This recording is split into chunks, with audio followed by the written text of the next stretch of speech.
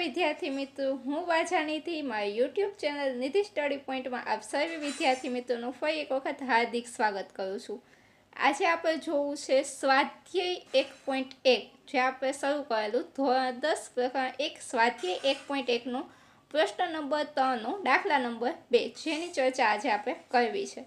आपणे प्रश्नमां आपणे शुं कीधेलुं हतुं? प्रश्नमां आपणे एवुं कीधेलुं हतुं कि आपेली संख्या है एना आपणे अविभाज्य अवयव पाडवाना है, त्यारबाद एनो लसाअ अने गुसाअ शोधवानो छे।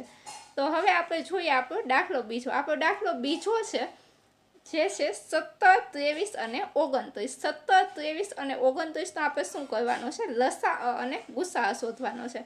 अने ते पहेला आपणे शुं करवाना छे? तेना अविभाज्य अवयव पाडवाना छे। जो आपणे अविभाज्य अवयव पाडवा होय तो आपणे शुं करता? तो के अवयव वृक्ष बनावता, जेनो मैं तमने आगळ पण बोर्डमां समजावेला छे। तो आपणे जोईए के केवी रीते। तो जो 17 छे ए केवी छे? अविभाज्य संख्या छे। 17 छे ए केवी छे? अविभाज्य संख्या छे। 23 पण अविभाज्य छे अने 29 पण केवी छे? अविभाज्य संख्या छे। अने अविभाज्य संख्या होय त्यारे तेनो गुणाकार मात्र कोनी साथे थाय? एक साथे थाय। बाकी एना अवयव पड़ता न होय। एक तो एनो अवयव ई पोते होय अने बीजो एनो अवयव एक होय, मात्र बे ज अवयव होय। तो आपणे जोईए तेना अवयव पाडशुं एटले 17 ना अवयव कया पड़शे? तो के 17 ना अवयव पड़शे 17 एका 17, 17 गुण્યા 1 अथवा तो आपणे आवी रीते लखीए तो के 17 एका 17 आवी रीते तमे लखी शको छो। આવી રીતે તમારે દર્શાવી દેવાના છે અવયવ વૃક્ષ સ્વરૂપે। એવી રીતે 23 ના આપણે અવયવ પાડીએ તો 23 ગુણ્યા 1 એટલે કે 23 એકા 23 અને 29 ના અવયવ પાડશું તો પણ શું આવશે?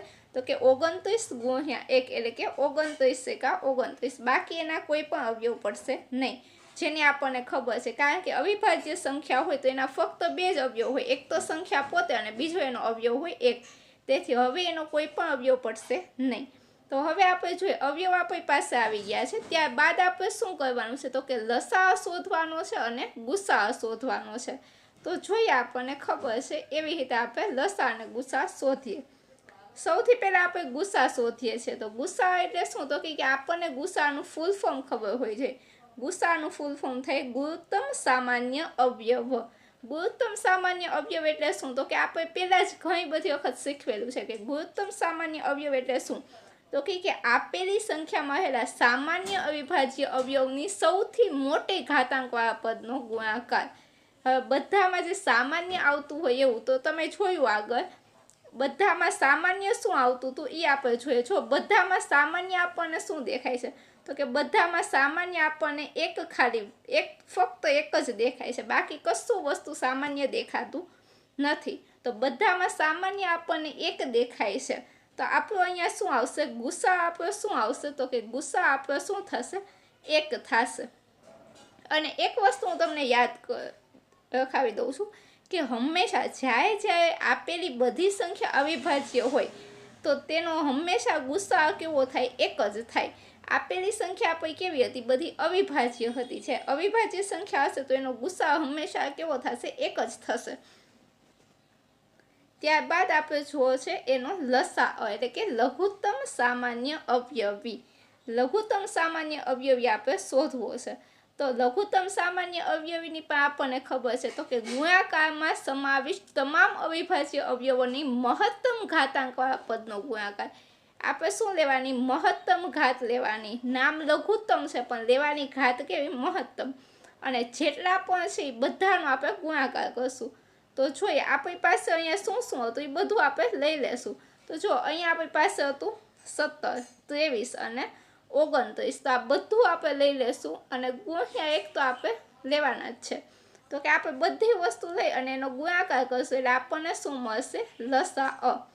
જો આપણી પાસે જે છે 17, 23 અને 29 બધાનો આપણે ગુણાકાર કરવાનો છે। અહીંયા જોઈએ ગુણાકાર સ્ટેપ વાઇઝ આપણે કરશે। પહેલાં આપણે 17 અને 23 નો ગુણાકાર કરશું।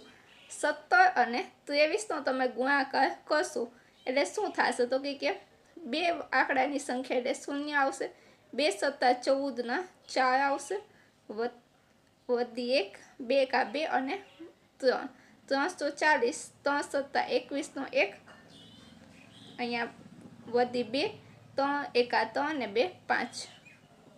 અહીંયા 1 આવશે, 5 ને 4 9 આવશે અને 3 એટલે શું આવશે? આપણો ગુણાકાર આવશે 351. તો પહેલાં 23 અને 17નું આપણે કહ્યું. હવે શું કરશું? 351 ગુણ્યા 29 કરશું. 351 ગુણ્યા 29. જો કે તમે 10માં છો એટલે તમને ગુણાકાર તો આવડતા જ હોય. 351 ગુણ્યા આપણે 29 કરશું. પહેલાં શૂન્ય આવશે, 2 એકા 2, 2 નવા 18 નો 8 વધી 1 32 6 6 વત્તા 1 એટલે 7.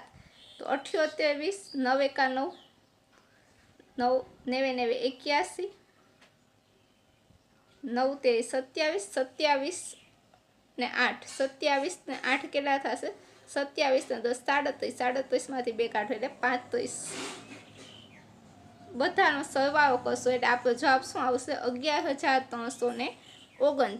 જો 9નું 9 આમનું, અહીંયા 2 ને 1 3, 8 ને 5 13, 13 નો 3 વધી 1 એટલે આપણો ગુણાકાર શું આવશે? 11,339. તો અહીંયા આપણો લસા શું થશે?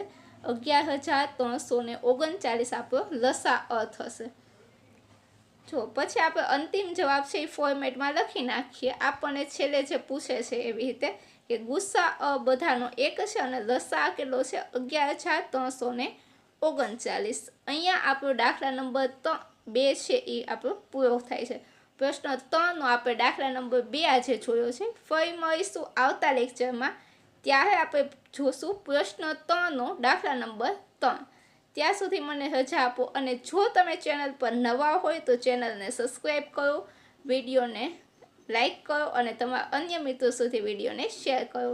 Thank you so much.